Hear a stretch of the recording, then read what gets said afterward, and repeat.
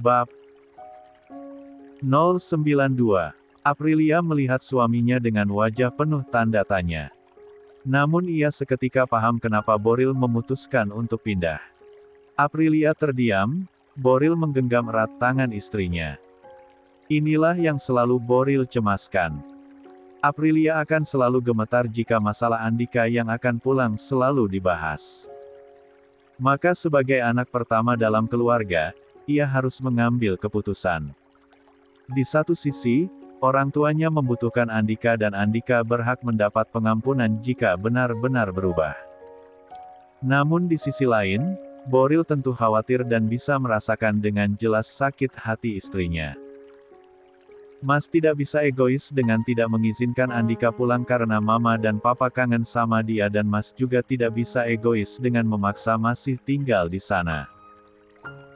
Lebih baik, kita pindah. Kamu setuju? Tanya Boril sambil menyentuh pipi istrinya. Aprilia mencoba tersenyum, aku selalu ikut kemana suamiku pergi. Boril membawanya dalam pelukan. Biarlah seperti ini dulu. Ia tak bisa tahu apa yang terjadi di masa depan. Namun menjauhkan Aprilia dari trauma yang begitu menyiksa, adalah kewajibannya. Akewa kakok akan okah, ayah Pak Andika, seru Maya saat ia melihat orang nomor 1 di pabrik itu terlihat sedang memantau kebun. Sontak saja para pekerja yang terdiri dari remaja dan ibu-ibu pemetik itu langsung menoleh mencari keberadaan Andika. Ternyata benar, pria tinggi nan kekar itu terlihat paling mencolok di antara para pekerja kantor lainnya yang terjun langsung ke lapangan. Kasak-kusuk terdengar bahkan di antara mereka sengaja bicara cukup keras agar menarik perhatian Andika. Karena tak biasanya Andika Dilan Rohichan terlihat meninjau kebun. Dengan kacamata hitamnya Andika mengedarkan pandangannya melihat padang yang terhampar luas sejauh mata memandang. Meski dari balik kacamata hitamnya itu Andika mencari-cari seseorang yang tadi pagi ia beli uang untuk berobat. Andika tidak tega ketika ia bilang sakit saat pipis. Oleh karenanya Andika menyarankan untuk pergi ke dokter dan tidak usah memetik dulu pagi ini. Istirahat saja di villa. Berhati malaikat sekali bukan, dia. Kasep pisannya Pak Andika, ganteng banget ya Pak Andika. Ucap Maya. Udah tinggi, aduh eta jambangna. Mun disapa getek sugannya. Sudah tinggi, aduh itu jambangnya kalau disapa geli kali ya. Maya dan Reni tertawa membicarakan Andika sambil curi-curi pandang pada Andika yang nampak sangat serius mendengarkan laporan dari mandor lapangan. Kerja-kerja. Ngobrol wae. Jangan berisik. Tegur Lia. Salah satu pengawas yang terkenal bermulut pedas apalagi bagi para pemetik yang suka mengobrol. Dia sendirinya berisik. Biar suaranya kedengaran sama Pak Andika itu deh. Gerutu Maya yang ternyata terdengar oleh Lia. Kerja nu bener. Tuh tengok si Riani. Serius fokus. Maya dan Reni mencibir mereka tak suka dibandingkan. Sudahlah lebih cantik Riani dengan parasnya yang bule, kini Riani juga selalu dipuji karena pendiam dan selalu fokus kerja. Si bule desa cantik bernetra biru nan ketus itu tak mau ambil pusing dengan riuhnya teman-temannya. Bukan ia tak tahu Andika datang. Tapi karena ia malas melihat pria itu lagi. Riani menoleh ketika Dina memanggilnya. Disuruh sama Pak Mandor ke saung. Buat nganterin makanan pesanan Pak Andika. Maya dan Reni seketika iri pada Riani yang dipilih untuk mengantar makanan. Sedangkan Riani langsung menoleh pada suaminya yang kini tengah menatapnya dari jauh dan Riani bersumpah melihat senyum di wajah tampan Andika. Entah apa yang dipikirkan pria itu. Pada hari pernikahannya dengan Andika, Restu memaki-maki Riani karena dengan mudahnya bisa menawarkan pernikahan dengan bos besar itu. Meski kaya raya dan sanggup dengan mudahnya memberikan uang 40 juta seperti memberikan ongkos parkir, namun tetap saja pernikahan itu nantinya hanya akan merugikan Riani. Rugi segalanya kamu, Neng. Uang gak dapat, masa depan pasti gak punya. Orang nanti lambat laun akan tahu kalau kamu pernah kawin siri. Gak mungkin selamanya jadi istri Pak Andika. Dia bakalan pulang ke Jakarta. Kamu jadi janda. Sok atuh lain dipikir tadinya. Mamang senang kamu bisa lolos dari Pak Andika waktu itu. Malah kamu yang nawarin diri. Rugi Lan, rugi. Kata demi kata yang diucapkan Restu benar-benar diingat baik oleh Riani. Dia memang rugi. Menyayangi saudara tirinya melebihi batas wajar jelas membuatnya rugi hingga tak bisa melihat, banyak pemuda-pemuda di kampungnya yang menaruh hati pada Riani. Banyak dari mereka yang sering datang ke rumah untuk ngapel, atau sengaja mengajaknya jalan keluar atau pasar malam. Namun tak ada satupun yang menarik hatinya. Riani terlalu menyukai Fahri. Pria tampan nan ber sahaja yang selalu lembut jika bicara dengannya. Fahri baru berusia 25 tahun tapi sejak remaja, ia sudah bersikap layaknya pria dewasa. Selalu melindungi Riani jika diganggu oleh teman-teman prianya. Sikap Fahri yang bagai pahlawan di matanya itu akhirnya menimbulkan perasaan lain yang akan membuatnya rugi. Menikah di usia muda seharusnya menjadi pengalaman pertama yang paling indah bagi gadis manapun di dunia ini. Sebagian dari mereka akan menyiapkan pesta pernikahan dengan konsep impian mereka. Kadang Riani melihat di TV banyak artis yang menghamburkan uang miliaran demi menciptakan pesta pernikahan yang megah dan mewah bak di negeri dongeng. Hingga acara Raja dan Ratu sehari itu pun akan selalu membekas di hati mereka menjadi hari paling tak terlupakan bagi mereka. Sebenarnya Riani pun begitu. Meski tak ada pesta ala-ala Princess Disney atau minimal ala putrinya Pak Lurah Jah, namun Riani tetap bahagia dan tak akan melupakannya.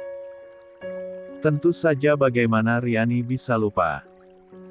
Tak ada tenda di depan rumahnya ataupun janur kuning yang menandakan bahwa ada pesta pernikahan. Tak ada tamu undangan, barisan pengiring pengantin, tak ada masakan-masakan ala catering yang lezat, tak ada hiburan atau yang paling sering terlihat di pesta pernikahan warga desanya. Yaitu organ tunggal. Semuanya tak ada. Jangankan yang ribet seperti itu. Bahkan Riani hanya mengenakan gamis panjang berwarna pink dengan kerudung yang ia sampirkan di mahkotanya. Yang paling miris, Andika memakai pakaian kantornya saja. Sedih. Tidak juga. Justru Riani senang, entah kesambet apa, ide gilanya bisa disetujui Andika dan yang paling penting Fahri bisa jadi dokter. Rugi. Sudah pasti. Rasanya Riani ingin bernyanyi saja. Sebagai istri yang tak dianggap, aku hanya bisa mencoba mengalah, menahan amarah, saat Andika menyebut wanita lain bahkan ketika mendapat kenikmatan darinya. Duh, Riani bahasanya.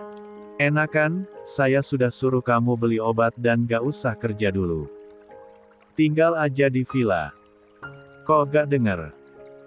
Baru saja datang ke saung, di mana Andika memanggilnya untuk mengantarkan makanan, Riani sudah dicecar dengan pertanyaan begitu.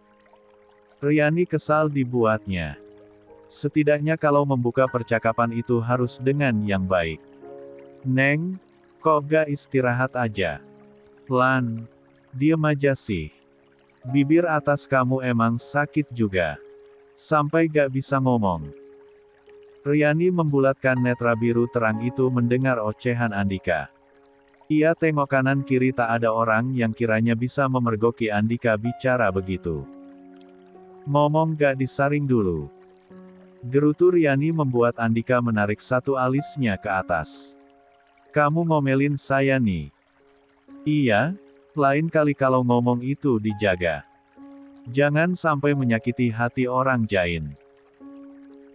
Kamu tersakiti karena ucapan saya, nih. Gerakan tangan Riani yang sedang menata sambal dan ikan bakar di atas piring Andika terhenti. Tak lalu menoleh pada Andika yang kini menatapnya intens. Umumnya, jika seorang wanita berpandangan dengan pria maka yang terjadi adalah si perempuan akan salah tingkah dan membuang pandangannya sembarang arah. Namun tidak demikian dengan pasangan tidak waras ini. Andika terkesima ketika kedua netra biru terang itu menatapnya dalam. Sehingga Andika harus terbatuk kecil untuk menetralkan nafasnya. Kamu kalau jiatin orang biasa aja bisa kan nih? Biasa aja ah. Bapak aja yang kegeran. Riani ini nyawanya sebanyak kucing atau bagaimana? Berani sekali membalas ucapan-ucapan Andika. Ini makanannya dihabiskan ya Pak. Saya mau permisi dulu, mau setor deh yang tadi saya petik. Ada rasa tidak nyaman ketika Andika mendengar kalau Riani harus menyetorkan deh yang tadi dia petik, itu artinya Riani masih membutuhkan uang untuk hidupnya sedangkan Andika sudah memberikan mahar sesuai yang dia minta. Lagi-lagi pertanyaan itu muncul, untuk apa uangnya? Dapat berapa dari metik deh? Riani berpikir sebentar lalu melihat Andika. 1 bulan 1.700.000. Bapak gak kasih uang. Kok kamu kerja? Bapak itu dagang dibantu sama Mami. Kalau ada uang lebih baru kasih saya. Kadang 200.000 atau 400.000 sebuni tergantung ramainya warung. Daripada nadah tangan terus, mending cari uang sendiri. Riani bercerita seperti itu bagai tanpa beban sambil tersenyum. Membuat Andika merasa hangat melihat senyum yang jarang ia lihat dari wajah Riani. Entah apa yang Riani ingat hingga ia bisa tersenyum begitu. Saya bisa kasih uang belanja lebih banyak dari itu, tapi tinggal aja di villa. Jangan metik lagi. Ada jeda beberapa detik sebelum Riani bisa mencerna ucapan Andika barusan. Sekilas Andika bisa melihat kalau ada rona merah di pipi yang dihiasi bintik-bintik coklat di sekitaran pipi dan hidung wanita cantik itu. Riani lalu terkekeh pelan sambil memegang pipinya. Bapak perhatian banget sama saya. Jangan berharap lebih ya Pak. Hati saya bukan milik Bapak. Andika terperangah mendengar ucapan Riani. Nyesel saya baik sama kamu. Bukan apa-apa. Saya cuma gak mau istri saya bau matahari. Itu aja. Saya suka sensitif soal bau soalnya. Riani mengendus tubuhnya. Dari mulai bahu kanan dan bahu kirinya. Gak pernah bau ah. Saya mandi sehari 3 kali. Pakai sampo juga. Gak mungkin bau, dari sini aja kesapa bau mataharinya. Sindir Andika lagi yang masih duduk bersila di pojokan saung sambil senyum-senyum melihat Riani sibuk tak terima kalau tubuhnya tak seperti yang dikatakan Andika. Tentu saja Andika mengada-ada. Riani selalu wangi. Bahkan harum sampo dari rambutnya pun masih tersapa saat Riani menggeraikan rambutnya sekarang. Nih, rambut saya masih wangi Pak, mana? Riani berdecak. Kakinya yang tadi menjuntai dari sisi saung, kini dia naikkan dan dengan lututnya mulai bergerak menuju tempat duduk Andika dengan hati-hati agar tak mengenai makanan. Jarak keduanya kini semakin dekat. Nih, Pak. Riani mendekatkan rambutnya pada Andika. Pria itu kemudian memegang kedua pinggang Riani dan dengan gerakan cepat membuat Riani duduk di atas pangkuannya dengan kedua kaki yang Andika lebarkan. Refleks, Riani pun berpegangan pada bahu Andika. Kalau dari dekat baru jelas nih. Riani terkejut. Ia mengedarkan pandangannya. Ia takut ada yang melihat posisi yang sangat intim ini. Untungnya dinding bilik dari anyaman bambu ini cukup tinggi sehingga tak terlihat dari kebun atau jalan. Hanya bagian depan saja yang terbuka. Andika mendekatkan wajahnya lalu mengendusi leher Riani. Iya, wangi. Eke geli. Ia lalu memandang wajah Riani. Kamu tahu making out gak nih? Riani menggelengkan kepalanya. Andika tersenyum karenanya.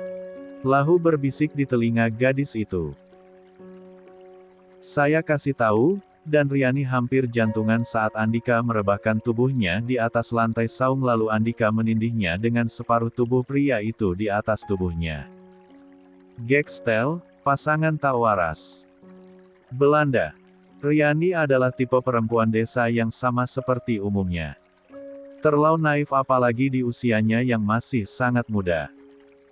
Ia berprinsip jika melakukan hubungan badan atau suami istri adalah jelas harus dilakukan oleh pasangan halal. Riani pun menjaga dirinya baik-baik. Tak pernah sekalipun ia berpacaran. Ia tak pernah disentuh pria. Andika tahu itu pasti. Ia perempuan, masa sih tidak merasakan dak-dik-dukser? Saat lepas. Kok saya diikat gini? Rengek Riani panik yang sekeras apapun usahanya nyatanya tak bisa membuka ikatan itu. Sampai saungnya ikut bergoyang. Riani berdecak. Apa yang diinginkan suaminya sih? Dia tidak dendam padanya kan? Sampai mau berbuat hal kriminal di sini. Pak, Riani ada salah ya? Semua kan bisa dibicarakan baik-baik Pak. Jangan main ikat begini. SSSTTT. Jangan berisik nih nanti kita digerebek warga loh gara-gara kamu berisik dan saung ini bergoyang. Ucap Andika geli yang akhirnya membuat Riani memelankan suara rengekannya. Buka Pak. Apanya? Ini.